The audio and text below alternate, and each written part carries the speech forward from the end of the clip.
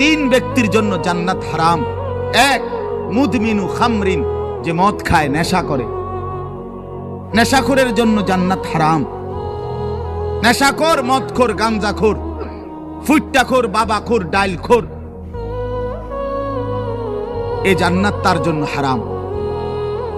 দুই নাম্বার হলো আকুল ওয়ালিদাইন, পিতা মাতার অবাধ্য সন্তান, মা বাপকে যে কষ্ট দেয়, মা বাপকে যে নাফরমানি করে, মা বাবার যে অকৃতজ্ঞ, মা বাবাকে যে জুলুম করলো, মা বাবার হক আদায় করলো না। আল্লাহ রাসূল সাল্লাল্লাহু আলাইহি ওয়াসাল্লাম বলেন জান্নাত তার জন্য হারাম। আর তিন নাম্বার, শুনতেছেন সবাই? সজাগ তো সবাই? তিন নাম্বার ওয়াদাইয়ুস, রাসূলুল্লাহ বলেন দাইয়ুসের জন্য জান্নাত হারাম। এখন প্রশ্ন হলো দাইয়ুস কে?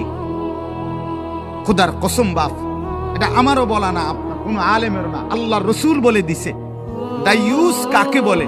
রাসূল বলছে ওয়াদাইয়ুস আল্লাযী ইউকিররু আহলাহু আল খুবুস। দাইয়ুস বলা হয় ওই পুরুষকে, ওই ব্যক্তিকে যে তার স্ত্রী সন্তান পরিজনের জন্য গুনাহ, অশ্লীলতা, নাফরমানিকে স্বীকৃতি দেয়, মেনে নেয়, গ্রহণ করে নিছে।